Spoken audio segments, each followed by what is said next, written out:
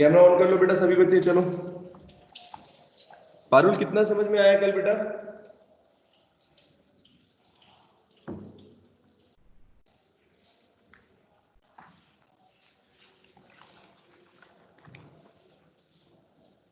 इसके ऊपर न्यूमेरिकल मैंने नहीं कराया ना आपको? ये वाले न्यूमेरिकल्स ऑन हेजलबर्ग प्रिंसिपल कराए थे क्या कल? जेई वाली क्लास में कराया आई थिंक, है ना? आप लोगों को नहीं कराया। ये प्रिंसिपल बेटा बताया था, delta x into delta p is greater than equal to h upon 4 pi. Sunil करो बेटा कैमरा ऑन। क्या हुआ दिशा? सभी बच्चे कैमरा ऑन रखेंगे। 3 है अभी, तो क्लास में भी आ जाएंगे बाकी बच्चे, ठीक है? तो बेटा बताओ मुझे, delta x into delta p is greater than equal to h upon 4 pi. ये तो मैथमेटिकली फॉर्म है। और अगर एक इलेक्ट्रॉन के लिए समझे इस चीज को, सिंपल सी बात, अगर हेजलबर्ग प्रिंसिपल को बिल्कुल सिंपल भाषा में समझना है तो सुनील क्या बोलेंगे? जैसे कोई इलेक्ट्रॉन है बेटा, इस इलेक्ट्रॉन की पोजीशन, पोजीशन का मतलब जैसे इलेक्ट्रॉन है एटम के अंदर कहां पर है, किस पोजीशन पर लोकेटेड है। अब आपको पता है कि इलेक्ट्रॉन तो बेटा लगातार क्या करता रहता है? रिवॉल्व करता रहता है ना? स्टेशनरी है क्या? क्या इलेक्ट्रॉन स्टेशनरी होता है या मूव करता है? ऑर्बिट्स में मूव करता है बेटा। तो लगातार उसकी डायरेक्शन, उसकी वेलोसिटी चेंज हो रही है, उसकी डायरेक्शन स्पीड चेंज होती रहती है और मोमेंटम भी चेंज होता रहता है। इसके साथ साथ उसकी पोजीशन भी चेंज होती है। तो ये कहा बेटा हेजलबर्ग ने अपने प्रिंसिपल में ये बताया कि किसी भी इलेक्ट्रॉन के लिए, किसी भी इलेक्ट्रॉन के लिए आप उसकी पोजीशन में, पोजीशन और उसका मोमेंटम मतलब उसकी वेलोसिटी एक साथ 100% जो है एक्यूरेसी के साथ फाइंड आउट नहीं कर सकते हैं, ठीक है? According to Heisenberg principle it is impossible to measure simultaneously the position and the momentum. तो बेटा एक तो पोजीशन की बात हो रही है ना? डेल्टा एक्स का मतलब क्या होता है? डिस्टेंस की बात कर रहे हैं, कहां पर लोकेटेड है इलेक्ट्रॉन। डेल्टा एक्स का मतलब बेटा क्या है? एक तरीके से ये चेंज है। जैसे मान लो, जो जब आप मेजर करने के लिए जा रहे हो तो आपने उसमें फिजिक्स में भी पढ़ा है बेटा, एरर निकालते हो। एरर, एरर को कैसे लिखते हैं? Delta x into delta P. Position में अगर एरर निकालनी है आपको, जितना चेंज आ गया, जैसे इलेक्ट्रॉन की एग्जैक्ट पोजीशन मान लो ये है, लेकिन जब तक आप उसको फाइंड आउट करोगे तब तक वो यहां पहुंच चुका है। मान लो कोलिजन होने के बाद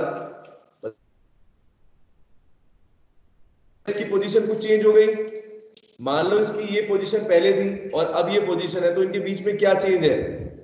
ठीक है दीपक, इसकी पोजीशन में कितना चेंज है? वो डेल्टा एक्स है। और डेल्टा पी का मतलब क्या है? मोमेंटम में कितना चेंज आया, उसके मोमेंटम के अंदर कितना चेंज आया, मतलब पहले कितनी स्पीड थी और अब कितना मोमेंटम है। पहले जो मोमेंटम था अब है, उसमें डिफरेंस है, डेल्टा पी। और इन दोनों का प्रोडक्ट बेटा किसके बराबर होगा? हमेशा greater than equal to h upon 4 pi. और इसको लगभग न्यूमेरिकल्स में बेटा किसके बराबर लेते हैं? एच अपॉन 4 पाई के अप्रोक्सीमेटली, ठीक है?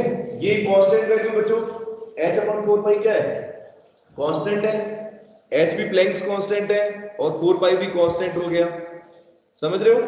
तो ये वैल्यू बेटा हमेशा एच अपॉन 4 पाई के बराबर होती है। अब इसके ऊपर न्यूमेरिकल्स कैसे आते हैं देखो, इसके ऊपर न्यूमेरिकल्स कैसे आएंगे बेटा? जैसे सिंपल आपको यहां पर अगर चेंज दे रखा है, जैसे पोजीशन के अंदर जो चेंज है, डेल्टा एक्स की वैल्यू अगर दे रखी है इनकेस, तो आपसे पूछेगा कि मोमेंटम में कितना चेंज होगा या वेलोसिटी के अंदर कितना चेंज होगा। जैसे कुछ क्वेश्चंस है, मैंने आपको ये दे रखे हैं, देखो नोट्स के अंदर क्वेश्चंस है, उन्हीं को करवाते हैं एक बार, ठीक है? तो फर्स्ट क्वेश्चन जो है इसके ऊपर मैं लिखता हूं, एक इलेक्ट्रॉन है, क्वेश्चन 1, इफ एन इलेक्ट्रॉन, अगर बेटा एक इलेक्ट्रॉन, ठीक है, जिसकी वेलोसिटी 600 मीटर पर सेकेंड है, वेलोसिटी बेटा कितनी है? 600 मीटर पर सेकेंड। नोट्स के अंदर एक क्वेश्चन देख लो बेटा, वेलोसिटी दे रखी है 600 मीटर पर सेकेंड, ठीक है? और उसमें लिखा हुआ है it is moving with a velocity 600 metre per second which is accurate. बेटा उसकी एक्यूरेसी क्या है? वेलोसिटी की एक्यूरेसी देखो दे रखी है आपको, कितनी एक्यूरेसी है? 0.005%। एक्यूरेसी आपको दे रखी है 0.005%।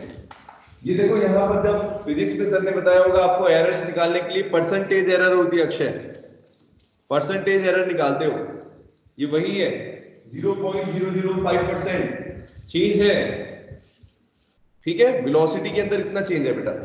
अब देखो और क्या दिया हुआ है, calculate the uncertainty in its position. आपको क्या निकालना है, calculate the uncertainty in the position. Delta x की वैल्यू आपको फाइंड आउट करनी है बेटा, डेल्टा एक्स की वैल्यू फाइंड आउट करनी है। कितनी अनिश्चितता है, कितनी अनसर्टेनिटी है पोजीशन के अंदर, समझ गए ना। अनसर्टेनिटी का मतलब कल भी बताया था आपको, अनसर्टेनिटी मतलब कितनी चेंज हो रही है पोजीशन। तो पोजीशन के अंदर कितना चेंज है ये बताना है, calculate the uncertainty in its position. और आपको क्वेश्चन में कुछ वैल्यू दे रखी है, जैसे बेटा यहाँ पर h की वैल्यू दे रखी है। h बेटा प्लैंक्स कांस्टेंट होता है, आपको सबको याद हो गया होगा 6.626 into 10 की पावर -34 जूल सेकेंड। और बेटा यहाँ पर मास ऑफ इलेक्ट्रॉन भी यूज होगा बेटा, मोमेंटम निकालोगे तो इलेक्ट्रॉन का मास कितना है, क्वेश्चन में गिवन भी है आपको 9.1 10 की पावर -30 केजी।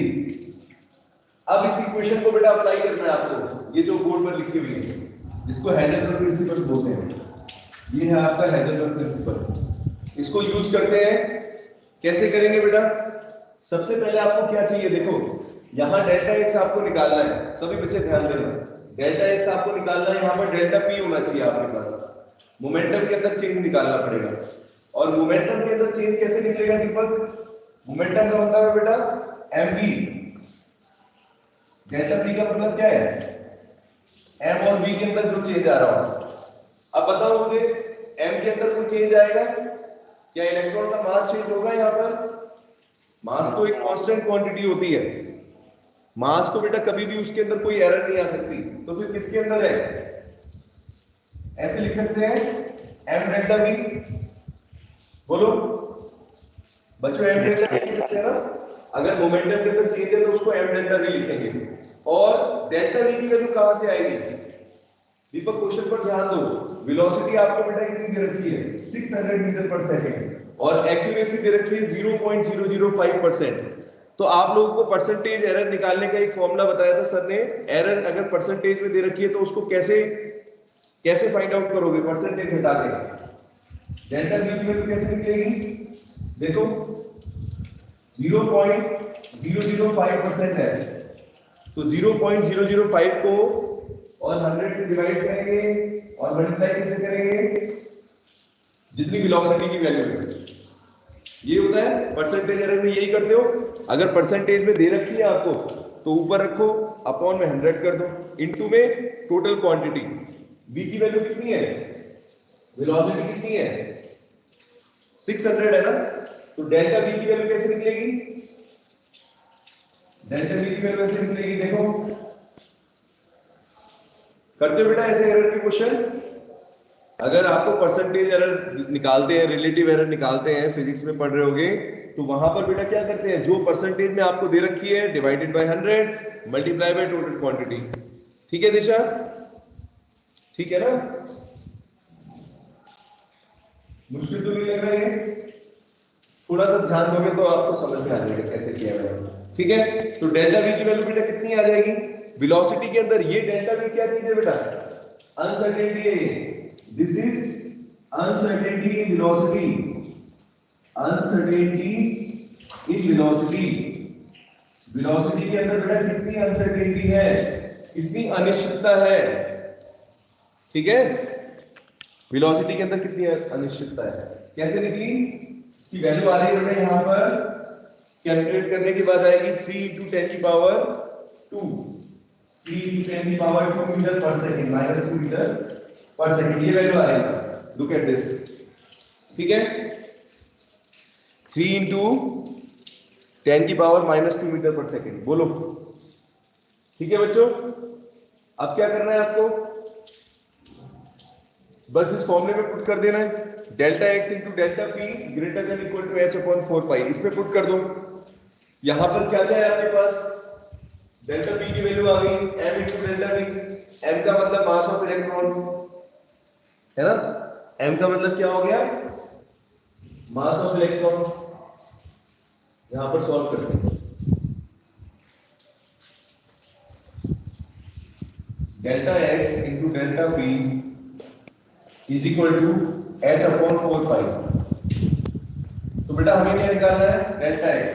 डेल्टा x को यही रहने दो, डेल्टा p उधर ले जाओ, h अपॉन 4 पाई 1 upon delta p।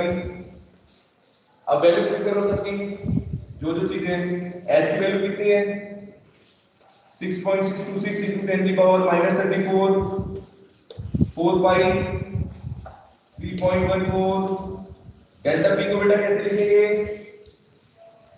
Delta p को बेटा कैसे लिखेंगे, m into डेल्टा v।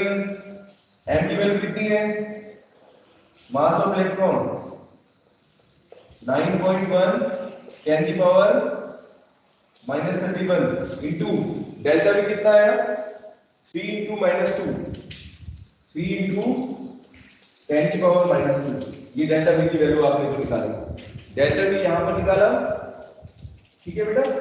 और मास ऑफ इलेक्ट्रॉन आपको बता ही दिया मैंने, m is equal to 9.1 into 10 की पावर -31। ठीक है, इसको सॉल्व करो, आपका आंसर आ जाएगा। ठीक है बच्चों, अक्षय आया समझ में, कुछ भी नहीं है, डेल्टा x की वैल्यू निकाल लेंगे इन सबको सॉल्व करके। तो डेल्टा x की वैल्यू बेटा अगर आप कैलकुलेट करोगे, देखो अब 10 की पावर को, अब इस तरीके से आपको पता है कैसे सॉल्व करते हैं इस तरह के क्वेश्चन को। सबसे पहले बेटा 10 की पावर को एक तरफ रखना, जैसे यहां पर 10 की पावर -34 है, -31 है और -2, इनको अलग सॉल्व करना, बाकियों को अलग सॉल्व करना। ठीक है, तो -34 ऊपर है, -31 और 2 -33, तो ऊपर की तरफ जाएंगे तो ये +1 हो जाएगा। ठीक है, इस तरीके से कैलकुलेशन करके आप लोग देखोगे, इसका आंसर आपको फाइनली मिलेगा, you will get the answer. कितनी वैल्यू आ रही है इसकी 1.93, delta x equal to 1.93 into 10 की पावर -3 मीटर, 10 की पावर -3 मीटर। ठीक है बच्चों, बोलो इस क्वेश्चन में कुछ आपको समझ में नहीं आई कोई बात या आ गया बताओ। इस तरह के क्वेश्चन बेटा न्यूमेरिकल इस पे आ सकते हैं हेजलबर्ग प्रिंसिपल पर। किस तरीके से क्वेश्चन के अंदर आपको बेटा एक, या तो आपको वेलोसिटी के अंदर अनसर्टेनिटी दी होगी, डेल्टा v की वैल्यू दी होगी जिसको बोल रहा हूं मैं, या फिर बेटा डेल्टा x की वैल्यू दी होगी।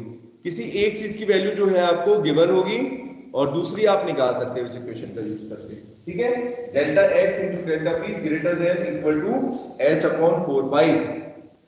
बोलो बच्चों, आगे समझ में? यस सर, आगे इजी है ना। इसी तरीके से एक और क्वेश्चन भी है इसमें। इस क्वेश्चन में बेटा हमने क्या किया, देखो डेल्टा x की वैल्यू निकाली है। पारुल क्या किया है, देख लो एक बार और देख लो, क्वेश्चन को अच्छे से समझ लो कैसे किया है मैंने। और आज इन नोट्स इनको सॉरी क्वेश्चंस को एक बार प्रैक्टिस भी करोगे। जो नोट्स बना रहे हो वो तो अलग है, एक बार अपने लेवल पर बेटा इन क्वेश्चंस को खुद भी प्रैक्टिस करनी है आपको। ठीक है, एक बार इन क्वेश्चंस को खुद से भी प्रैक्टिस करना।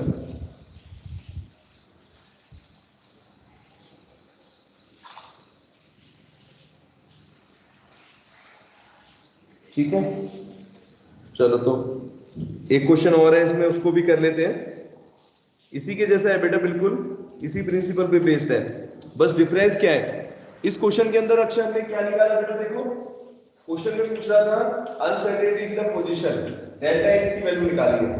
जबकि अगले क्वेश्चन में बेटा क्वेश्चन नंबर 2 जो मैंने आपको करवाया है, इसके अंदर नोट्स के अंदर दे रखा है, वो क्वेश्चन के अंदर अगर आप देखोगे तो बेटा यहां पर अब हमें डेल्टा x दे रखा है। तो सुनील एक बार क्वेश्चन देखेंगे सभी बच्चे नोट्स में जिन्होंने बना रखे हैं, तो नोट्स अगर अपने सामने रखिए, उसमें क्या लिखा है। Question number 2, a microscope using suitable photons, ठीक है, is employed to locate an electron तो बेटा एक माइक्रोस्कोप का यूज कर रहे हैं इलेक्ट्रॉन को लोकेट करने के लिए। अक्षय मैंने बताया था बेटा किसी इलेक्ट्रॉन की पोजीशन को लोकेट करने के लिए क्या करना पड़ेगा, माइक्रोस्कोप का यूज करेंगे, है ना। और कोई लाइट उस पर टकराओगे तो वही उसमें लिखा हुआ बेटा, देखो एक इलेक्ट्रॉन पर फोटोन्स का यूज कर रहे हैं, माइक्रोस्कोप से लाइट जा रही है, ठीक है, इलेक्ट्रॉन को लोकेट करने के लिए। और क्या लिखा हुआ है, with in A distance of 0.1 Armstrong. ये 0.1 आर्मस्ट्रॉन्ग क्या है दीपक, सोच के बताओ, what is this value. 0.1 Armstrong किस चीज की वैल्यू दे रखी है क्वेश्चन में, क्या है बेटा ये,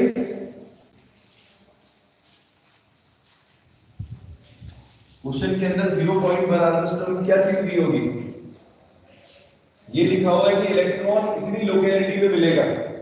इलेक्ट्रॉन, हाँ क्या है ये, इसकी लोकेलिटी दे रखी है with in A distance of 0.1 Armstrong. इसका मतलब इलेक्ट्रॉन बेटा, इलेक्ट्रॉन की पोजीशन कितनी चेंज हो सकती है, समझ रहे हो आप, 0.1 आर्मस्ट्रॉन्ग का फर्क हो सकता है। जैसे इलेक्ट्रॉन की एग्जैक्ट पोजीशन और जो आप मतलब निकाल रहे हो, दोनों के बीच में कितना डिफरेंस है बेटा, 0.1 आर्मस्ट्रॉन्ग का। तो इसका मतलब ऐसे लिख सकते हैं, अनसर्टेनिटी, क्वेश्चन नंबर 2 मैं सॉल्यूशन करा रहा हूं आपको, ठीक है। क्वेश्चन नंबर 2 में बेटा क्या लिखेंगे, अनसर्टेनिटी पोजीशन, पोजीशन के अंदर जो अनसर्टेनिटी है वो क्वेश्चन के अंदर आपको बेटा दे रखी है, दैट इज डेल्टा एक्स की वैल्यू आपको बेटा गिवन है 0.1 आर्मस्ट्रॉन्ग। लेकिन बेटा एक बात ध्यान रखना, क्वेश्चंस के अंदर मैं हमेशा बोलता हूं, हम लोगों को कोशिश करनी है एसआई यूनिट्स में रख, टाइम को बेटा किस में, मीटर में कन्वर्ट कर लेंगे वापस, आधे स्टॉक को मीटर में कर लेंगे क्योंकि हमें एसआई यूनिट्स का यूज करना होगा। तो कैसे लिखेंगे, 0.1 आधे स्टॉक को कैसे लिखोगे, 10 की पावर -10 होता है, ठीक है, कितना हो जाएगा 0.1 की 10 की पावर -10, सुनिए कितना हो जाएगा, 0.1 का मतलब क्या है, 10 की पावर -1 -11 हो जाएगा, गुड, 10 की पावर -11 बेटा हो गया मीटर, ध्यान देना मीटर में कर लिया हमने इसको, ठीक है, 10 की पावर -11 मीटर। इसके बाद बेटा देखो और क्वेश्चन में क्या दिया हुआ है, क्वेश्चन में आपको फाइंड आउट करना है what is the uncertainty involved in measuring its velocity, velocity को मेजर करने में कितनी अनसर्टेनिटी आएगी। तो यानी अक्षर क्या निकालना है, what we will find out delta v की वैल्यू कितनी है, यही ना, uncertainty in velocity, uncertainty in velocity ये निकालना है। तो बस क्या करना है, उसी इक्वेशन का यूज करना है जो अभी इससे पहले करी आपने, और कुछ कांस्टेंट के आपको दे रखे हैं, s दे रखा है और इलेक्ट्रॉन का मास दे रखा है 6.626 10 की पावर -34, ठीक है, joule second, mass of electron वही 9.1 into 10 की पावर -31 केजी। चलो तो बेटा वैल्यू पुट कर देते हैं सारी इसमें, ठीक है, यूजिंग हेजनबर्ग प्रिंसिपल लिखोगे, using Heisenberg uncertainty principle, uncertainty principle का यूज करते हैं, delta x into delta p is equal to h upon 4 पाई, ठीक है बेटा, और डेल्टा p को कैसे लिख सकते हो, बताया था आपको m डेल्टा v, है ना, m, ठीक है बच्चों, बस वैल्यू पुट कर दो सारी h upon 4 पाई। तो चलो सॉल्व करते हैं, अपने को बेटा इस क्वेश्चन में डेल्टा x की वैल्यू दे रखी है, डेल्टा v की वैल्यू निकालनी है, तो बाकी सारी चीजों को उधर ले जाओ, तो क्या बनेगा यहाँ पर, डेल्टा v रखो, बाकी सबको उधर ले गए, h अपॉन 4 पाई, बेटा अपॉन में आ जाएगा, अपॉन में क्या क्या चीजें आएंगी, 1 upon delta x into m, है ना, सॉल्व कर लो इन सबको, सॉल्व करते हैं जल्दी। तो सॉल्व करेंगे तो बेटा h की वैल्यू पुट करोगे 6.626 10 की पावर -34, ठीक है, अपॉन में 4 into pi 4 into 3.14 multiply by delta x की वैल्यू 10 की पावर -11 और m की वैल्यू बेटा कितनी है मास ऑफ इलेक्ट्रॉन 9.1 10 की पावर -31 ये सबको सॉल्व करना है आपको। ये देखो तो 10 की पावर को एक साथ करना है ना, मैंने सिंपल तरीका बताया उस तरीके से करना है। तो इसको जब सॉल्व करोगे पूरा 6.626 और ये नंबर्स को सबको आपस में 10 की पावर सेपरेट करके तो बेटा इसकी वैल्यू आएगी लगभग डेल्टा वी की वैल्यू कितनी आएगी 5.79। इसको अगर सॉल्व करेंगे तो आप लोग निकाल के देखना है सभी बच्चे 5.79 into 10 की पावर 6 मीटर पर सेकंड बेटा। स्पीड देखो किसमें आ रही है डेल्टा वी की वैल्यू बेटा किसमें आ रही है क्योंकि स्टैंडर्ड बेस की आ रही है क्योंकि हमने सारी चीजें स्टैंडर्ड रखी है। ठीक है मीटर पर सेकंड में आ रही है। बोलो बच्चों इस तरीके से करेंगे क्वेश्चन। ठीक है आज का होमवर्क आपका यही है, दोनों न्यूमेरिकल्स को सभी बच्चे रफ कॉपी में कर लेना। अगर नोट्स बना रखे हैं अलग, अगर नोट्स में आपने पहले ही कर लिए हैं ठीक है तो रफ कॉपी में करके एक बार व्हाट्सएप ग्रुप पे सबमिट करना। ठीक है बच्चों डेली कुछ ना कुछ 2-2 क्वेश्चंस आप करो। दीपक आ गया बेटा समझ में? दिशा यस सर इजी क्वेश्चन था बिल्कुल। या तो डेल्टा एक्स निकालना होगा आपको या फिर डेल्टा बी निकालना होगा। बस मैं एक चीज बता रहा हूं आपको, दोनों में से कोई एक चीज अननोन निकालनी होती है।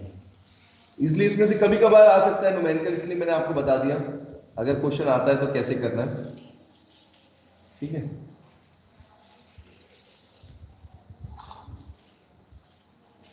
तो चलो अब नेक्स्ट हम टॉपिक करते हैं अपना अगला। नेक्स्ट टॉपिक बेटा हमारा अब है, देखो याद करो जब मैंने आपको बताया था कि क्वांटम मैकेनिकल मॉडल में पढ़ाऊंगा आपको, तो उसमें मैंने 2 चीजें बोली थी। एक तो डी ब्रॉगली रिलेशन बेटा अपने को पढ़ना था, है ना, D Broglie concept of dual nature, जिसमें आपने ये पढ़ लिया कि वेवलेंथ लैम्डा और मोमेंटम के बीच में क्या रिलेशन होता है ना। Lambda is inversely proportional to momentum of any particle, वहां पर बेटा ये चीज देखी। और हेजनबर्ग प्रिंसिपल में आपने क्या देखा कि किसी भी छोटे पार्टिकल जैसे इलेक्ट्रॉन के लिए उसका पोजीशन और उसके मोमेंटम को आप एक साथ कैलकुलेट नहीं कर सकते। इसके अलावा बेटा एक साइंटिस्ट और थे, देखो 2 लोग तो ये हैं ही, इसके अलावा एक और बहुत मेन थे जिनका नाम था एरविन श्रोडिंगर। ठीक है तो एरविन श्रोडिंगर अगर आपको देखोगे तो एक वेव इक्वेशन है, अगला टॉपिक जो लिखा हुआ है श्रोडिंगर वेव इक्वेशन। तो ये क्वांटम मैकेनिकल मॉडल जो बेटा बन रहा था, ठीक है, तो इस मॉडल को बनाने के लिए मैंने बताया काफी सारे लोगों का इसमें हाथ है, लेकिन सबसे मेन जो है इसमें वो श्रोडिंगर है।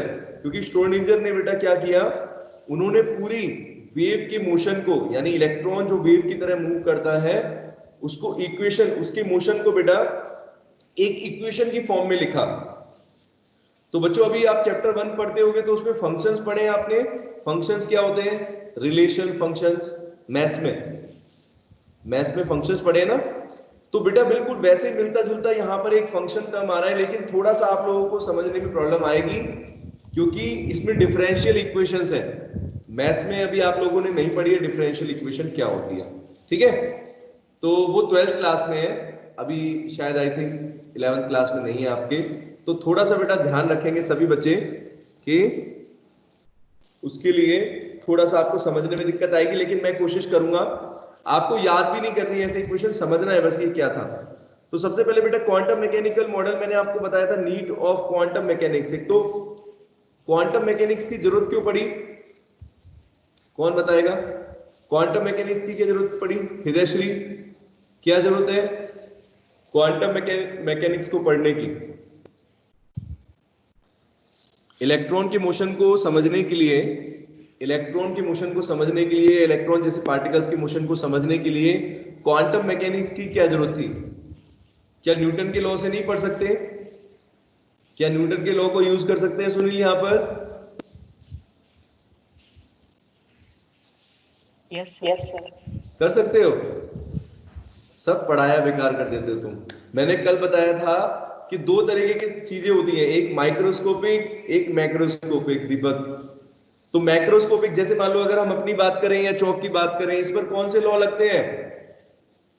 न्यूटन के लॉ लगते हैं। न्यूटन के लॉ बेटा अप्लाई होते हैं। ठीक है, जबकि अगर आप बात करोगे बेटा इलेक्ट्रॉन जैसे पार्टिकल की, जिसका मास और साइज बहुत छोटा है। ऐसे बेटा पार्टिकल्स के लिए मैंने बताया था ना आपको कि फिजिक्स की एक अलग ब्रांच हो गई क्वांटम मैकेनिक्स, उसकी जरूरत यही तो है। क्वांटम मैकेनिक्स ही बेटा ये एक्सप्लेन करेगी कि एक इलेक्ट्रॉन पर कितना फोर्स लग रहा है, या इलेक्ट्रॉन के अंदर कितनी एनर्जी है, या फिर इलेक्ट्रॉन कितनी वेलोसिटी से मूव कर रहा है, उसका वेवलेंथ कितना होगा। ये सब चीजों को बेटा क्वांटम मैकेनिक्स के अंदर पढ़ना था, जिसमें नई चीजें आपको पढ़ाई जा रही है। जैसे डी ब्रॉगली कंसेप्ट है, मैंने बताया था ना, डी ब्रॉगली भी यूज नहीं कर सकते, इस चौक के ऊपर यूज कर सकते हो या अपने ऊपर, सिग्निफिकेंस नहीं है उसका, कोई यूज नहीं है ना। लैम्डा की वैल्यू जब निकाली थी तो कितनी छोटी आ रही थी, 10 की पावर -34 मीटर। समझ रहे हो अक्षर मैं क्या कहना चाह रहा हूं? डी ब्रॉगली कंसेप्ट हो गया बेटा, हाइजेनबर्ग प्रिंसिपल हो गया। क्या ये अपने डेली लाइफ के काम के हैं? क्या हम अपनी मैक्रोस्कोपिक ऑब्जेक्ट पर लगा सकते हैं? इस चौक के ऊपर लगा सकता हूं क्या, या और किसी चीज के ऊपर जो भी आप देख रहे हो? मैक्रोस्कोपिक चीजों पर नहीं लगा सकते बेटा, समझ रहे हो? You can not apply de Broglie concept, Heisenberg principle, Schrodinger equation in terms of macroscopic particles. Macroscopic पे नहीं लगा सकते जिनका साइज बड़ा है, सिर्फ इलेक्ट्रॉन जैसे पार्टिकल्स जिनका साइज और मास बहुत छोटा होता है, वहीं पर बेटा ये लॉ क्या होते हैं, एप्लीकेबल होते हैं। ठीक है दीपक, समझ गए बच्चों? यस तो ये सर। चीज मैंने आपको बताई थी। तो इसी तरीके से बेटा क्वांटम मैकेनिक्स की नीड तो बहुत सिंपल सी है, मैंने पे तो इसका यूज करना है। अब देखो श्रोडिंजर इक्वेशन। अब श्रोडिंजर मैंने बताया आपको एक साइंटिस्ट थे बेटा, स्विस साइंटिस्ट थे। तो उन्होंने क्या किया बेटा, इलेक्ट्रॉन के मोशन को इलेक्ट्रॉन के मोशन को एक इक्वेशन की फॉर्म में लिखा। ठीक है अक्षय, इलेक्ट्रॉन के मोशन को एक वेव इक्वेशन की फॉर्म में लिखा। अभी आप लोगों को ये इक्वेशन समझ में नहीं आएगी, लेकिन बस ऐसे समझ लो कि इलेक्ट्रॉन इस तरीके से मूव करता है। मैं कोशिश करूंगा आपको समझाने की जितना पॉसिबल होगा। तो देखो बेटा, उन्होंने एक इक्वेशन दी जिससे ये पता चला कि इलेक्ट्रॉन कैसे मूव करता है तीनों एक्सिस पर, और उसमें उसकी एनर्जी भी निकाल सकते हैं हम। देखो इक्वेशन इस तरीके से, इसको बोलते हैं Schrödinger wave equation. Schrödinger wave equation, ठीक है बेटा। अब आप लोग ये अगर पूछोगे सर ये कहां से आई है, तो बेटा श्रोडिंजर ने काफी स्टडी करी। अच्छा ठीक है, क्वांटम मैकेनिक्स बेटा जो बनाया था उसमें सबसे मैंने बताया ना श्रोडिंजर का बहुत बड़ा कंट्रीब्यूशन था। तो उन्होंने काफी सारे मैथमेटिकल टूल्स का यूज किया, काफी इक्वेशंस को सॉल्व करके सब चीजें निकाल के तब इस इक्वेशन को बनाया जिसको बोलते हैं श्रोडिंजर वेव इक्वेशन। और ये श्रोडिंजर वेव इक्वेशन एक तरीके से इलेक्ट्रॉन की पोजीशन को, एनर्जी को इंडिकेट करती है। कैसे लिखेंगे इसको, देखो यहां पर एक सिंबल आएगा, ये देखो, ये डेल्टा स्क्वायर है, डिफरेंशिएशन बोलते हैं इसको। अगर आप लोग देखोगे बेटा मैथ्स में एक यूनिट है आपकी डिफरेंशिएशन, पढ़ा रहे हैं सर अभी आपको? अभी तो नहीं पढ़ा रहे, ठीक है, बाद में पढ़ाएंगे। तो उसको डिफरेंशिएशन बेटा ऐसे करके लिखते हैं। फिजिक्स में भी सर बताएंगे आपको डिफरेंशिएशन, फिजिक्स में मैथ्स में यूज होगा डिफरेंशिएशन का। तो बस इक्वेशन आपको मैं बताता हूं क्या है। इसको बेटा बोलते हैं साइन। जो त्रिशूल दिख रहा है ये साई है, साई सिंबल है, इसको बोलते हैं साइन। साइन ऐसा ही बोलने में ग्रीक सिंबल है, ठीक है। Delta square x, delta square psi upon delta x square plus delta square psi upon delta y square plus delta square psi upon delta z square, ठीक है, प्लस 8 पाई स्क्वायर। काफी बड़ी equation है बेटा ये, 8 pi square upon m upon x square e minus b is equal to, यहां पर अगर देखोगे तो ये भी सही है इसके साथ, इज इक्वल टू 5। बेटा ये इक्वेशन है, देख लो कितनी बड़ी इक्वेशन है। इसको बोलते हैं श्रोडिंगर वेव इक्वेशन। श्रोडिंगर ने ये इक्वेशन बनाई, अपनी जिंदगी में ये इक्वेशन बनाई, सबसे बड़ा काम उनका ये था। अब इस इक्वेशन को समझाता हूं आपको है क्या ये। बेटा सबसे पहले ये देखो, आपको ये दिख रहा है x y z, डिफरेंशिएशन चीज दिख रही है। अभी डिफरेंशिएशन तो नहीं समझ पाओगे आप, ऐसे समझो कि इलेक्ट्रॉन है जैसे, मान लो सपोज तो इलेक्ट्रॉन बेटा तीनों कोऑर्डिनेट होंगे इलेक्ट्रॉन के, जैसे वो कोऑर्डिनेट ज्योमेट्री पढ़ते हो तो किसी भी पॉइंट के किसी भी ऑब्जेक्ट की पोजीशन होती है ना, एक्स एक्सिस पर कितना है, वाई एक्सिस पर कितना है, जेड एक्सिस पर कितना है, तो एक तरीके से बेटा ये कोऑर्डिनेट्स है इलेक्ट्रॉन की, क्या है, कोऑर्डिनेट्स है। जैसे मान लो ये देखो, अगर मैं आपसे कहूं कि इलेक्ट्रॉन कहां पर है, तो मान लो एक्स एक्सिस पर बेटा कितना है, 1 पोजीशन है, ठीक है, ओरिजिन से ऐसे ये और ये, बिल्कुल उसी तरीके से यहां पर मैंने लिख रखा है, उन्होंने जो इक्वेशन निकाली बेटा एक वेव फंक्शन निकाला। यहां पर साई का मतलब समझाता हूं, साई क्या है, साई क्या है बेटा, साई को लिखोगे it is the amplitude of wave. अब बेटा इलेक्ट्रॉन में से आपको पता है कुछ रेडिएशंस निकलते हैं वेव की फॉर्म में, तो यही जो वेव है उसका एम्पलीट्यूड बेटा साई से रिप्रेजेंट कर रहे हैं, it is the amplitude of the wave, ठीक है। जो इलेक्ट्रॉन में से वेव निकल रही है उसको बेटा एम्पलीट्यूड को किससे रिप्रेजेंट करोगे, साई से, ठीक है। अब यहां पर देखो और क्या चीज दिख रही है आपको, एक्स और वाई जेड तो मैंने बता दिए तीनों कोऑर्डिनेट्स हैं, एक्स वाई जेड, ये तीनों क्या है बेटा, कोऑर्डिनेट्स है, दीज आर द कोऑर्डिनेट्स, मतलब कि बेसिकली इलेक्ट्रॉन की पोजीशन क्या है, ठीक है ना, कोऑर्डिनेट्स ऑफ इलेक्ट्रॉन, पोजीशन को इंडिकेट करते हैं इलेक्ट्रॉन की पोजीशन क्या है। और बेटा देखो यहाँ पर और क्या लिखा हुआ है, ये सब तो कांस्टेंट आपको पता है, 8 पाई स्क्वायर m, m का मतलब मास ऑफ इलेक्ट्रॉन, h का मतलब प्लैंक्स कांस्टेंट है ना, m का मतलब मास ऑफ इलेक्ट्रॉन हो गया, ये सब बेटा बिल्कुल कांस्टेंट है सारा। अब यहाँ पर देखो आगे क्या लिखा हुआ है, E माइनस वी, काफी बड़ी इक्वेशन है, E माइनस वी भी लिखा हुआ है। E का मतलब क्या होता है अक्षय, E का मतलब जनरली एनर्जी के लिए यूज करते हैं ना, एनर्जी, लेकिन यहाँ पर बेटा E का मतलब है टोटल एनर्जी, सुनना ध्यान से, टोटल एनर्जी ऑफ इलेक्ट्रॉन, मतलब इलेक्ट्रॉन के अंदर टोटल एनर्जी कितनी है। अब अक्षय टोटल का मतलब ये है कि जैसे बेटा मानो आपने पढ़ा है 9th क्लास में भी, याद करो कि ऐसा नहीं है कि किसी ऑब्जेक्ट के अंदर हमेशा एक ही जैसी एनर्जी रहेगी, जैसे कहने का मतलब ऐसा नहीं कि पोटेंशियल ही रहेगी, कई बार ऐसा भी होता है किसी इलेक्ट्रॉन के पास, जैसे अगर इलेक्ट्रॉन मान लो सर्कुलर ऑर्बिट में मूव कर रहा है बेटा, तो मूव करने के बाद उसके पास काइनेटिक एनर्जी तो होगी, है ना, मूव कर रहा है तो काइनेटिक एनर्जी है, लेकिन थोड़ी अमाउंट बेटा क्या हो सकती है उसके पास, पोटेंशियल एनर्जी भी हो सकती है। तो यहाँ पर E का मतलब बेटा लिखेंगे टोटल एनर्जी, ठीक है, इलेक्ट्रॉन की टोटल एनर्जी है ये, और बेटा V का मतलब है, V का मतलब potential energy, V is equal to potential energy बेटा। अब सोचो मेरी बात, यहां पर E माइनस बी क्यों लिखा है बच्चों, समझो इस बात को, E माइनस बी क्यों लिखा है, क्योंकि बेटा हम क्या बात कर रहे हैं, एक इलेक्ट्रॉन सर्कुलर ऑर्बिट में रिवॉल्व करता है, तो जब रिवॉल्व करता है बेटा तो उसकी काइनेटिक एनर्जी कैसे निकालेंगे, E माइनस बी, तो वही चीज है ये, E माइनस बी का मतलब बेटा क्या है, टोटल एनर्जी में से आपने उसकी पोटेंशियल एनर्जी को क्या कर दिया, सब्ट्रैक्ट कर दिया, ठीक है सुनील, यहां तक समझ में आ रही चीजें, एक्स वाई जेड कोऑर्डिनेट हो गए, साई बेटा क्या हो गया, एम्पलीट्यूड हो गया, Sai is the amplitude of the wave produced, जो भी वेव प्रोड्यूस होती है, E माइनस भी आपको काइनेटिक एनर्जी का डिफरेंस हो गया, टोटल में से पोटेंशियल सब्ट्रैक्ट कर दिया, काइनेटिक एनर्जी आ गई, साई आपको बता ही चुका हूं। ये फाई क्या है, ये फाई बेटा इसको बोलते हैं, ये एक तरह का इसको बोलेंगे फाई, और ये भी एक तरह का बेटा क्या है, फंक्शन है, क्या है बेटा, फंक्शन है। देखो मैंने क्या लिखा है, वेव इक्वेशन या वेव फंक्शन,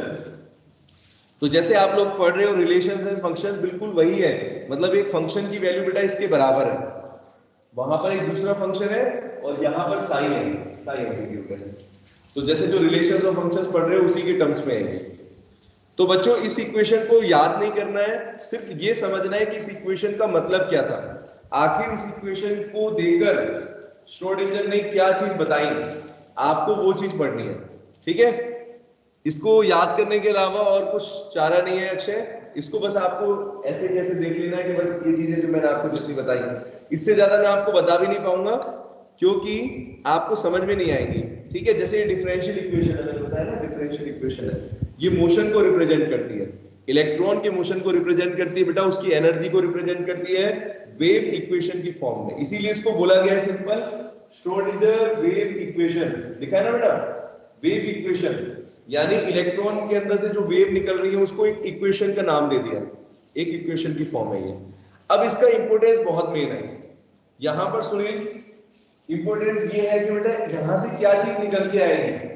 तो दीपक यहां से क्या चीज निकल के आएगी ये मैं आपको बताता हूं। सबसे पहले बेटा इस पूरी इक्वेशन को, इतनी बड़ी जो इक्वेशन है, एक और साइंटिस्ट थे जिनको बोलते हैं हैमिल्टन, तो इसलिए एक मैथमेटिकल ऑपरेटर होता है हैमिल्टन ऑपरेटर। अब जैसे ऑपरेटर का मतलब समझो ये क्या है बच्चों को पता है कि ऑपरेटर का मतलब क्या है, समझाता हूं। जैसे मान लो अपने लोग सब्ट्रैक्शन करते हैं, एडिशन करते हैं, परसेंटेज निकालते हैं, तो ये सब बेटा क्या है, एक तरीके से मैथमेटिकल ऑपरेटर कहलाते हैं। क्या है, मैथमेटिकल ऑपरेशंस हो रहे हैं। जैसे आपको अगर मैं कहूं, जैसे वो आपको याद होगा मल्टीप्लिकेटिव इनवर्स या एडिटिव इनवर्स निकालते थे, इनवर्स निकालना किसी चीज का, किसी का रेसिप्रोकल कर रहे हो, तो एक तरह का ऑपरेटर है, वो मैथमेटिकल ऑपरेटर है, किसी का परसेंटेज निकाल रहे हो, है ना, किसी की यूनिट चेंज करके दूसरे में करके, तो वो मैथमेटिकल ऑपरेटर्स होते हैं बेटा।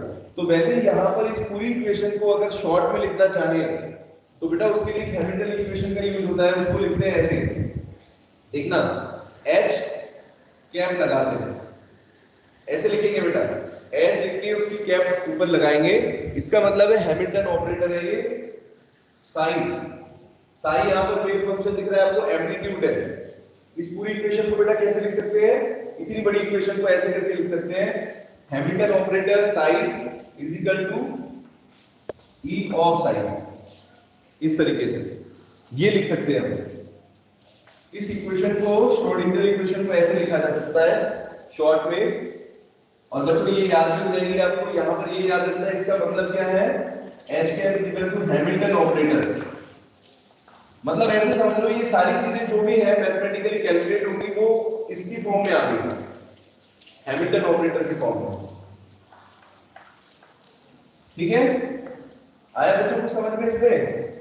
साई का मतलब एम्पलीट्यूड हो गया, वेव्स की एम्पलीट्यूड है।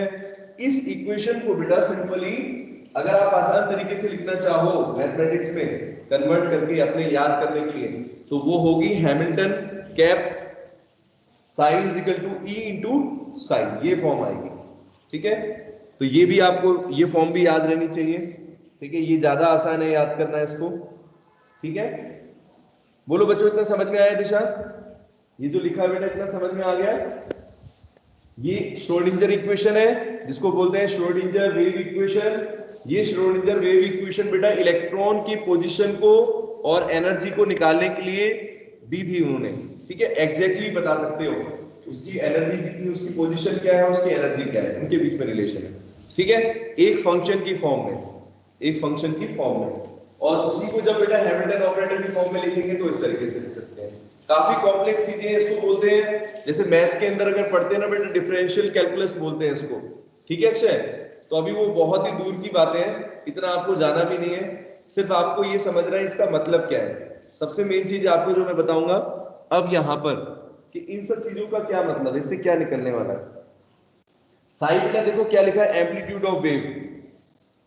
इसका क्या मतलब है बेटा, जैसे मान लो अगर इलेक्ट्रॉन में कुछ रेडिएशन निकल रहे हैं तो उसके अंदर कुछ ना कुछ वेवलेंथ होगी उसकी, बोलो, उस फ्रीक्वेंसी का कुछ ना कुछ बेटा वेव है, तो वेव का कुछ ना कुछ एम्पलीट्यूड भी होगा यहां पर, जिसको साई से रिप्रेजेंट कर रहे हैं। बोले एम्पलीट्यूड ही तो है, एम्पलीट्यूड को बेटा रिप्रेजेंट कर रहे हैं साई से, है ना। और एक टर्म और आएगा यहां पर जिसको साई स्क्वायर बोलते हैं। तो याद करो बेटा, अगर एम्पलीट्यूड का स्क्वायर करते हैं तो क्या चीज बनती है, पहले आपको इस चैप्टर में मैंने बताया था एक बार कि अगर एम्पलीट्यूड का स्क्वायर कर देंगे तो क्या चीज बोलते हैं उसको, क्या टर्म आता है, क्या है,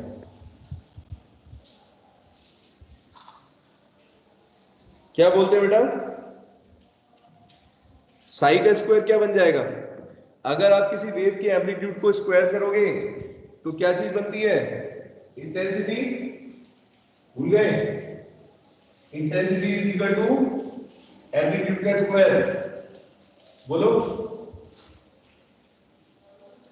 है ना बेटा, होता है। तो यहां पर अगर बेटा अगर साई की वैल्यू निकाल लोगे इस इक्वेशन से, देखो मैं आपको बताता हूँ सिंपल क्या है। इस इक्वेशन को सॉल्व करके मान लो आपने साई की वैल्यू निकाल ली। क्या निकाल लिया दीपक? साई की वैल्यू को निकाल लिया। साई का मतलब है, सुनो, एम्पलीट्यूड। आपने इसकी वैल्यू निकाली, इलेक्ट्रॉन के लिए साई की वैल्यू कितनी है। अगर आपको एनर्जी पता है, पोटेंशियल एनर्जी पता है, पोजीशन पता है, तो आपने साई की वैल्यू को निकाल लिया। साई बेसिकली है क्या? It is the amplitude of wave, है ना। जो भी वेव प्रोड्यूस होंगी उसका क्या है? एम्पलीट्यूड है। अगर यहां पर मैं कहूं साई स्क्वायर का मतलब क्या है, तो साई स्क्वायर का मतलब क्या हो जाएगा फिर? Intensity of wave. वेव की कितनी इंटेंसिटी है? इस वर्ड इंटेंसिटी को समझते हो? जैसे मान लो अगर आपको मैं कहूं कि ये मेरे रूम में दो बल्ब जले हुए हैं, या ये एक सॉरी ट्यूबलाइट है, एक छोटा बल्ब है। अब मैं आपसे कहूं बेटा किसकी इंटेंसिटी ज्यादा है? इंटेंसिटी का मतलब क्या होता है? जैसे मान लो अपनी एनर्जी की बात करो, जैसे अगर एनर्जी है तो इंटेंसिटी का मतलब किसी चीज का मैग्नीट्यूड ज्यादा होना, ठीक है। तो इंटेंसिटी का मतलब है वेव्स की कितनी इंटेंसिटी है, ये साई स्क्वायर से निकाल सकते हो। तो इलेक्ट्रॉन के अगर साई स्क्वायर को अगर समझोगे तो बेटा it is the square of amplitude of electron, that is Sai square at any point, किसी भी पॉइंट के ऊपर क्या चीज की बेटा वैल्यू दे रहा है? Intensity of electron wave. यहां पर एक चीज समझ लो बच्चों, इलेक्ट्रॉन वेव। अभी इलेक्ट्रॉन वेव का मतलब क्या है अक्षय? इलेक्ट्रॉन वेव का मतलब क्या है? क्योंकि इलेक्ट्रॉन एक वेव की तरह भी प्रॉपर्टी शो कर सकता है और मैटर पार्टिकल की तरह भी कर सकता है ना। तो अगर बेटा वेव की तरह शो करेगा, तो अगर आप निकालना चाहोगे कितनी इंटेंसिटी है, इलेक्ट्रॉन अगर वेव की तरह चल रहा है तो किसकी कितनी इंटेंसिटी है, तो कैसे निकाल सकते हैं? साई स्क्वायर की वैल्यू, समझ गए। और साई स्क्वायर के लिए साई निकालना होगा। साई कहां से आएगा? जो श्रोडिंगर की इक्वेशन जो उन्होंने दी थी इससे पहले, वहां से आप साई की वैल्यू को कैलकुलेट कर सकते हो। समझे मेरी बात? अब बेटा देखो साई स्क्वायर को और थोड़ा समझते हैं। ये एक तरीके से इंटेंसिटी ऑफ इलेक्ट्रॉन वेव है। और थोड़ा सिंपल तरीके से देखो तो मैंने नोट्स में क्या लिख रखा है, it is the probability of finding electron. सबसे मेन चीज जो आपको समझनी है बेटा, साई स्क्वायर का मतलब यही है कि किसी इलेक्ट्रॉन को मिलने की कितनी प्रोबेबिलिटी है। अब देखो जैसे मेरी बात समझो अक्षय, एक एटम के अंदर इलेक्ट्रॉन बेटा कोई एक जगह पर तो होता नहीं है, और मैंने आपको यह भी बताया था दीपक कि बहुत सारी स्पेस होती है इलेक्ट्रॉन के अंदर जो खाली होती है एटम के अंदर। इलेक्ट्रॉन तो सिर्फ कुछ कुछ जगहों पर होते हैं। तो ऐसे मान के चलो प्रोबेबिलिटी का मतलब आ जाएगा यहां पर, जैसे इलेक्ट्रॉन कहां पर होगा, ऐसी बहुत सारी पोजीशन होंगी किसी एटम के अंदर बेटा। ऐसी बहुत सारी जगह हो सकती है ना जहां पर एटम मिल सकता है, इलेक्ट्रॉन सॉरी इलेक्ट्रॉन कहां मिल सकता है किसी, क्योंकि वो लगातार मूव भी कर रहा है। अब मान लो, अब ये तो नहीं कह सकते दीपक, यू कैन नॉट से कि इलेक्ट्रॉन सर यहीं पर है, क्योंकि वो रुका हुआ नहीं है, इट इज नॉट स्टेशनरी। आप ये नहीं कह सकते कि सर इलेक्ट्रॉन यहां पर है इस पोजीशन पर। आप ये बोलोगे बेटा इस पोजीशन पर इलेक्ट्रॉन होने की क्या संभावना है, ये आप निकाल सकते हो। साई स्क्वायर से क्या निकाल सकते हो? Sai square gives the probability, it gives the probability of finding electrons। Electron को फाइंड करने की कितनी संभावना है? Probability of finding electron. ठीक है, आई बात समझ में? क्या इलेक्ट्रॉन को मिलने की या उनको पाने की क्या संभावना है, उसी को बेटा किससे बोलेंगे? साई स्क्वायर। किसी भी पॉइंट के ऊपर, जैसे मान लो ये एटम है, आपको ऐसे समझ के चलो ये एटम है। अब मान लो बेटा इलेक्ट्रॉन आपको कहां मिलेगा? अच्छा इलेक्ट्रॉन कहां मिलेगा? मान लो ये सर्कुलर ऑर्बिट बनाएंगे, ये देखो इस सर्कुलर ऑर्बिट के अंदर मान लो इलेक्ट्रॉन है, लेकिन आप ये तो नहीं बता सकते ना अभी किस वक्त है, इस वक्त कहां पर है। यहां कितनी पोजीशन हो सकती है बेटा? देखना एक बार, कितनी पोजीशन हो सकती है? लाखों हो सकती है, लाखों पोजीशन हो सकती है। तो ये थोड़ी है कि यहां पर है, ये देखो कहीं पर भी हो सकता है इलेक्ट्रॉन, तो किसी पर्टिकुलर टाइम पर इलेक्ट्रॉन कहीं पर भी हो सकता है। तो ये जो बेटा इसकी प्रोबेबिलिटी है, इनमें से किसी एक पॉइंट पर इलेक्ट्रॉन मिलेगा, इसकी संभावना किससे निकालते हैं? साई स्क्वायर से। आप क्या करोगे, अलग अलग पोजीशन के लिए साइज स्क्वायर की वैल्यू निकाल सकते हो, सबके लिए साइज स्क्वायर की वैल्यू निकालो, ठीक है। और उस वैल्यू के अकॉर्डिंग मैंने बताओगे कि इलेक्ट्रॉन वहां पर मिलेगा या नहीं मिलेगा, क्या उसकी प्रोबेबिलिटी है, ज्यादा है कि कम है, समझे। तो यही है साइज स्क्वायर का इंपोर्टेंस, कि साइज स्क्वायर का मतलब बेटा ये है कि किसी इलेक्ट्रॉन को आप किसी एटम में कहां पर ढूंढोगे, किस पोजीशन पर ढूंढोगे, उस पोजीशन की प्रोबेबिलिटी क्या है, ठीक है। और प्रोबेबिलिटी की जब बात करते हैं बेटा तो संभावना है दीपक, ठीक है, 100 लगातार मूव करना है, तो उसमें बेटा अगर कहीं पर संभावना कहीं ज्यादा होगी, कहीं पे प्रोबेबिलिटी कब होगी, इधर श्री समझ गए, क्या समझ में आया। ये समझ में आया कि इस चैप्टर के अंदर बहुत सारी चीजें ऐसी हैं जिनका केमिस्ट्री से लेना देना कम है ना अक्षर। इस चैप्टर के अंदर कहां से चीजें यूज हो रही है, मैथ्स भी यूज हो रही, ठीक है, डिफरेंशियल इक्वेशन जो अभी आपको सिलेबस के अंदर भी नहीं है, कम है। वैसे इसका कोई इंपोर्टेंस बताते भी नहीं है, लेकिन बुक्स के अंदर बेटा एक बार पढ़ाना तो पड़ेगा आपको। इक्वेशन है, अगर एनसीईआरटी के अंदर देखोगे तो उसमें एरविन श्रोडिंगर के बारे में दे रखा है, ये इक्वेशन लिख भी नहीं रखी है आई थिंक, है ना। तो बस ये चीज समझाने की कोशिश कर रहे हैं कि बेसिकली इसमें बेटा निकाला क्या उन्होंने इस इक्वेशन से साई की वैल्यू को कैलकुलेट किया। और जब साई की वैल्यू बेटा कहीं पे भी निकाल सकते हो किसी भी पोजीशन के लिए, तो आप साई स्क्वायर की वैल्यू निकाल सकते हो स्क्वायर करके उसको। और जब आप साई स्क्वायर निकाल दोगे तो आप बोलोगे कि सर यस मैंने इलेक्ट्रॉन ढूंढ लिया, कि यहां पर इलेक्ट्रॉन हो सकता है, इसकी इतनी संभावना है, ठीक है बच्चों, इलेक्ट्रॉन की प्रोबेबिलिटी है ये, ठीक है। तो यहीं पर एक चीज और आती है जिसको बोलते हैं ऑर्बिटल वेव फंक्शन। अभी आपको मैंने ये तो बताया वेव फंक्शन, वेव इक्वेशन या वेव फंक्शन लिखा हुआ था यहाँ पर। अब यहाँ पर क्योंकि इलेक्ट्रॉन दीपक, क्योंकि इलेक्ट्रॉन एक किसी ऑर्बिट में ही मिलेगा आपको, ऐसा तो है नहीं अक्षय कहीं पर भी घूम रहा है, किसी ऑर्बिट में ही रिवॉल्व करता है, सब बच्चों को पता है। इलेक्ट्रॉन सिर्फ एक बेटा सर्कुलर ऑर्बिट में मिलता है जिसकी एनर्जी फिक्स होती है ना बच्चों। तो इसीलिए उसका नाम बेटा क्या पड़ गया, मिलने की संभावना ज्यादा है, उसको क्या बोलते हैं, ये देखो उस पोजीशन को बोलेंगे ऑर्बिटल, इस वर्ड का यूज करते हैं ऑर्बिटल। और इसकी जो इक्वेशन होगी इसको क्या लिखोगे, ऑर्बिटल वेव फंक्शन। तो जैसे मैंने इतनी सारी पोजीशन आपको दिखाई बेटा, ये देखो अक्षय मैं क्या कहना चाह रहा हूं, हर एक पॉइंट की बेटा एक खुद की वेव इक्वेशन होगी। श्रोडिंगर की इक्वेशन आप कहीं पर भी इतनी सारी, मान लो इतनी सारी पोजीशन है, बहुत सारी है, ये कुछ को तो मैंने डिनोट भी किया है, सब पर आप क्या कर सकते हो, साइन स्क्वायर की वैल्यू को कैलकुलेट कर सकते हो। हर एक पर अलग अलग वैल्यू आएगी, है कि नहीं, हर एक पर बेटा अलग अलग वैल्यू आएगी। अब यहां पर जहां पर इलेक्ट्रॉन की संभावना ज्यादा है उसको क्या बोलोगे, वो हो गया ऑर्बिटल वेव फंक्शन, उसको बोलोगे ऑर्बिटल वेव फंक्शन। तो ये लिखा हुआ है orbital wave function, the wave function for an electron in an atom, किसी खाली orbital wave function. Orbital word का मतलब ये है कि ऑर्बिट में इलेक्ट्रॉन मूव करता है, तो वो एरिया जो ऑर्बिट का एरिया होगा जिसमें इलेक्ट्रॉन मूव कर रहा है, जिसमें उसकी संभावना मिलने की है ना, उसको क्या बोलते हैं, ऑर्बिटल वेव फंक्शन। आया बच्चों को समझ में, दिशा कितना समझ में आया। ऑर्बिटल का मतलब समझ लो, इलेक्ट्रॉन एक ऑर्बिट के अंदर मिलेगा और उस ऑर्बिट के अंदर बेटा इलेक्ट्रॉन की कोई वेव इक्वेशन होगी, क्योंकि वहां पर इलेक्ट्रॉन जो है कुछ ना कुछ रेडिएशन कर रहा है, तो उस रेडिएशन को हम बेटा क्या कहेंगे, ये एक तरह का ऑर्बिटल वेव फंक्शन है, ठीक है। तो हर एक पोजीशन पर कोई ना कोई इक्वेशन हम कैलकुलेट कर सकते हैं, उसकी वैल्यू को हर पॉइंट पर कैलकुलेट कर सकते हैं। तो काफी कॉम्प्लेक्स चीजें थी। इसके बाद मतलब बेसिकली ये निकाला गया कि किसी इलेक्ट्रॉन को कहां मिलेगा, मतलब अक्षय एक सिंपल सी बात करें, अगर इलेक्ट्रॉन आपसे कहें तो कहां मिलेगा, इलेक्ट्रॉन के मिलने की जगह कौन सी होगी, उसको क्या बोलते हैं, ऑर्बिटल बोलते हैं।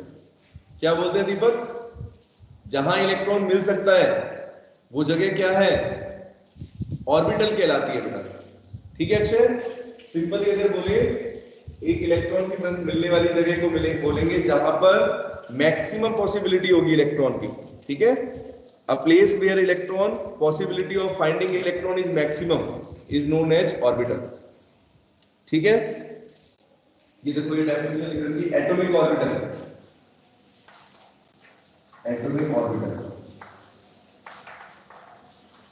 ठीक है। तो एटॉमिक ऑर्बिटल का मतलब यही हो गया कि किसी भी एटम के अंदर कोई इलेक्ट्रॉन है, तो इलेक्ट्रॉन की पोजीशन को जब आप फाइंड आउट कर रहे हो बेटा, तो वो स्पेस, ठीक है, अ 3 डायमेंशनल स्पेस अराउंड न्यूक्लियस, किसी न्यूक्लियस के बेटा चारों तरफ वो जगह, a 3 dimensional space around nucleus within which probability of finding an electron of given energy is maximum। एक इलेक्ट्रॉन जिसकी एक पर्टिकुलर एनर्जी होगी, उसको फाइंड आउट करने की पॉसिबिलिटी सबसे ज्यादा कहां पर होगी अक्षय? अरे ऑर्बिटल में होगी। ऐसे कई सारे ऑर्बिटल हो सकते हैं, देखो जैसे KLMN शेल है वही तो है ये KLMN शेल है, ये देखो, तो ये सब ऑर्बिटल है ना, ये देखो क्या है, ये सब जितनी पोजीशन आपको दिख रही है, इलेक्ट्रॉन बेटा इनमें से किसी पोजीशन पर होगा, बोलो। मैंने जैसे डायग्राम से बनाया है, डॉट से रिप्रेजेंट कराया आपको, ऐसी बेटा बहुत सारी पोजीशन हो सकती है, मैं तो इतनी दिखा भी नहीं सकता यहाँ पर, समझ रहे हो बच्चों, मैं यहाँ पर 3 डायमेंशनल स्पेस के अंदर दिखा नहीं सकता आपको कितनी पोजीशन है, काफी सारी पोजीशन हो सकती है, इसीलिए बोल रहा हूँ प्रोबेबिलिटी ऑफ फाइंडिंग इलेक्ट्रॉन। बोलो बेटा मेरी बात समझ में आ रही है बच्चों? बताइए जरा दीपक, इलेक्ट्रॉन को हम ढूंढ रहे हैं तो कैसे ढूंढेंगे? कहां पर हो तुम इलेक्ट्रॉन, कहां पर हो, कैसे ढूंढेंगे? जहाँ मैक्सिमम एनर्जी होगी। नहीं नहीं, देखो सुनो, वो चीज एक अलग है, वो एक अलग चीज है बेटा। मैक्सिमम एनर्जी नहीं बोला मैंने, मैक्सिमम प्रोबेबिलिटी, इलेक्ट्रॉन को मिलने की संभावना कहां पर है। जैसे इलेक्ट्रॉन कहां पर संभावना होगी, ऑर्बिट में तो मूव करता है ना, जैसे रैंडमली कोई सारी स्पेस थोड़ी होगी अक्षय, सारी, जैसे मान लो एटम के अंदर तो बहुत सारी स्पेस खाली है, बार में क्या समझा रहा हूं, ये देखो ये एटम है, क्या इसमें हर जगह पर कितने सारे पॉइंट्स हो सकते हैं इसके अंदर, इसकी पोजीशन कहीं पर भी इलेक्ट्रॉन हो सकता है, तो क्या हर जगह इलेक्ट्रॉन मैक्सिमम मिल सकता है? प्रोबेबिलिटी क्या है, इलेक्ट्रॉन के मिलने की संभावना किसके अंदर होगी? ऑर्बिट्स के अंदर ही तो होती है, ये देखो, अरे यहीं पे मिलता है ना इलेक्ट्रॉन, इनमें ही मिलता है ना। तो ये जो ऑर्बिट है इसी को तो ऑर्बिटल बोलते हैं, जो ऑर्बिटल है वो ऑर्बिट से जुड़ा हुआ है, ऑर्बिट के अंदर वो पोजीशन, बेटा ऑर्बिट के अंदर बहुत सारी पोजीशन हो सकती है, यही तो बोल रहा हूं तब से। ये देखो एक ऑर्बिट के अंदर कितनी सारी पोजीशन दिख रही है, देखो ये मैंने डॉट से रिप्रेजेंट करी है, देखना जरा कितनी हो सकती है। इलेक्ट्रॉन कहीं पे भी हो सकता है ना, इनमें, इन पोजीशन में से कहीं पे भी हो सकता है कि नहीं? हाँ, और जिस शेल के अंदर होगा उतनी एनर्जी होगी उसकी, एनर्जी को भी भूल जाओ, एनर्जी की तो कोई बात ही नहीं है। ये देखो ऐसे होगा ना, देखो बस अपने को बेटा ये नहीं पता अक्षय, वी डोंट नो कि एग्जैक्टली इनमें से किसमें है, हम सिर्फ संभावना बता सकते हैं कि बेटा इनमें से कोई पोजीशन होगी, इतनी सारी पोजीशन में से कोई एक पोजीशन पर इलेक्ट्रॉन मौजूद हो सकता है, मैक्सिमम पॉसिबिलिटी है यहां पर, समझ गए? तो ऑर्बिटल का मतलब सिर्फ सिंपल ये है, the position, the 3 dimensional space around nucleus, nucleus के चारों तरफ बेटा वो जगह, वो पोजीशन जहां पर इलेक्ट्रॉन को मिलने की संभावना मैक्सिमम हो, where the possibility of finding an electron is maximum, ठीक है। और कई बार इसको बेटा कैसे रिप्रेजेंट करते हैं, इलेक्ट्रॉन डॉट से, जैसे मैंने देखो डॉट करके बनाई है आपको, अगर पूरी तरह से डॉट बनाऊंगा, ये मैंने ऐसे डॉट बनाई है, ऐसे करके अगर पूरी तरह से डॉट बनाऊं, देखो इस तरीके से, अगर आप इसको ऐसे डॉट करके बनाओगे तो देखो बुक में डायग्राम दे रखा,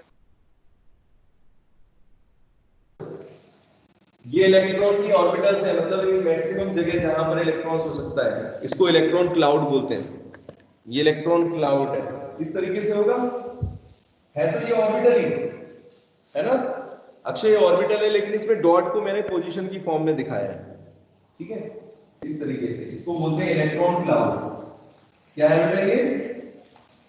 इलेक्ट्रॉन क्लाउड। इलेक्ट्रॉन क्लाउड का मतलब इलेक्ट्रॉन के होने की संभावना कहां पर ज्यादा है, ठीक है। ये है इलेक्ट्रॉन क्लाउड। इलेक्ट्रॉन क्लाउड लिखा हुआ है the region of space around the nucleus which describes the probability of finding an electron of a given energy in terms of dots। अगर हम डॉट की फॉर्म में लिखें, अगर उस एरिया को जहां पर इलेक्ट्रॉन मिल सकता है उसको अगर बेटा हम डॉट की फॉर्म में लिखें तो इस तरीके का एरिया आपको दिखाई देगा और इसको बोलते हैं इलेक्ट्रॉन डॉट। ठीक है आयुष, समझ में आई बेटा मेरी बात? बताइए जरा, अगर ये चीजें समझ में आ गई तो आपको आगे का अच्छे से समझ में आएगा।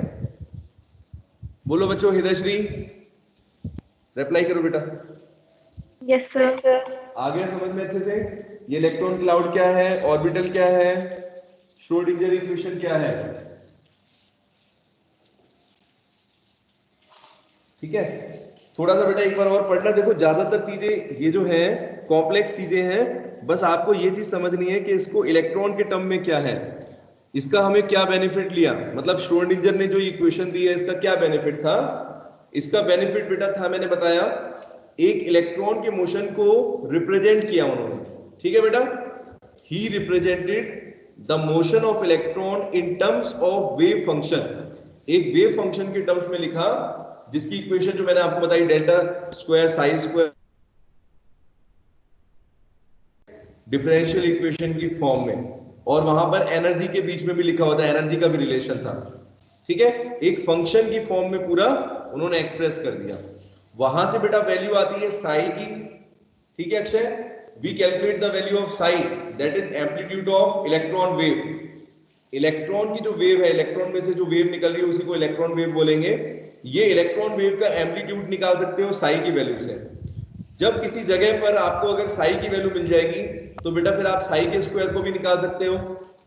साई के स्क्वायर को जैसे ही आप निकाल लोगे तो you will get the intensity of electron wave. किसी पॉइंट के ऊपर बेटा सुनना, किसी पॉइंट के ऊपर इलेक्ट्रॉन वेव की इंटेंसिटी कितनी है, तो ऐसे समझो जैसे मान लो जहां पर इंटेंसिटी ज्यादा होगी अक्षय, जहां पर साई स्क्वायर की बेटा वैल्यू ज्यादा है वहां पर इलेक्ट्रॉन ज्यादा पॉसिबिलिटी है उसके मिलने की, है कि नहीं। जहां पर साई स्क्वायर की वैल्यू ज्यादा आ रही है आप क्या बोलोगे, सर यहीं पर इलेक्ट्रॉन हो सकता है। और जहां पर वैल्यू साई स्क्वायर की कम आ रही है तो आप कहोगे यहां पर सर इलेक्ट्रॉन मिलने की संभावना कम है। तो बस इस तरीके से उन्होंने क्या किया, एक बेटा वेव फंक्शन तैयार किया जिससे हम एग्जैक्टली बता सकते हैं कि कहां पर इलेक्ट्रॉन मिलने की संभावना ज्यादा है। एग्जैक्टली ये नहीं बोल सकते कि यही होगा, लेकिन ये कह सकते हैं यहां पर प्रोबेबिलिटी ज्यादा है, ठीक है। बस ये है इसके अंदर, और कुछ नहीं है। तो कल बेटा पढ़ेंगे quantum mechanical model of atom. यहां तक जो चीजें हमने पढ़ी है इसका क्या रेलेवेंस है और आपको अच्छे से समझ में आएगा। एक बार बच्चों पढ़ना खुद से, एक बार खुद से पढ़ना है इसको, जो पढ़ाया है वो भी, और ये क्वांटम मैकेनिकल मॉडल के पॉइंट्स पढ़ना। देखते हैं कितना आपको समझ में आएगा, ठीक है। ठीक है बच्चों, पूछना है और कुछ? जानवी समझ में आया बेटा?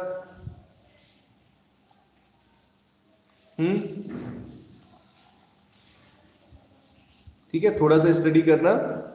जानवी बेटा आया समझ में? रिप्लाई तो कर दो। ठीक है, एक बार सभी बच्चे एक बार दोबारा पढ़ना, और हो सकता है कि आपको आएगा समझ में, ठीक है। धीरे धीरे, ज्यादा चीजें अपने को नहीं समझनी, जितना मैंने आपको बताया, जिस तरीके से मैंने बताया वो चीजें आप याद रखना बस, ठीक है। चलो ओके, बाय, टेक केयर।